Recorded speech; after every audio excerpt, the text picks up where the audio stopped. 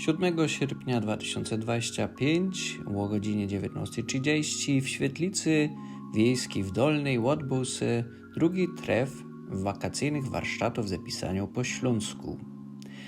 Koń gołdą łowiec chce, tak było napisane na posterze, kaj też widzieliśmy typowe buchstaby ślabikorżowego szrajbungu. Uczestniki po krótkiej powtórce informacji, które dostali po pierwszym trefie tydzień warci w Roźentowie, trenowali na zapisie fonetycznym wortów znanych z życią i krótkich tekstów, jako zastosować szrajbunek tych nowych buchstabów, które odzwierciedlają typowe klangi do naszej śląskiej gołtki, czyli te nasze o, ło i o. Jako padali uczestniki, którzy pierwszy raz przyleźli dopiero na drugi tref, nie jest to takie trudne, jako się w początku było zdawało.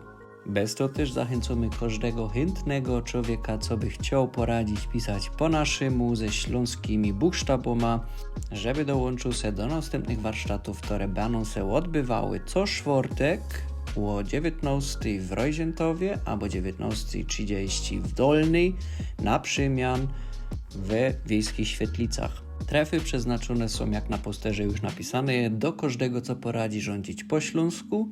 Nie ma żadnych ograniczeń wiekowych. Mogą przyjść młodzi, starzy. Są to trefy zrichtowane za darmo. Bez to zapraszamy każdego zainteresowanego tym tematem do przybycia do Roźentowa. Baje to w starej szkole, kaj się znajduje Świetlica.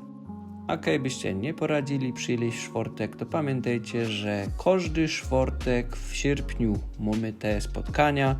Bez to zapraszamy was na wtore z nich. Zawsze dowiecie się coś nowego, werci se przyjść, poznać ludzi i zafascynować się tym, że po śląsku też poradzimy pisać. Pamiętajcie, do kupy zawsze raźniej, pra? To szowcie se, a do chnet.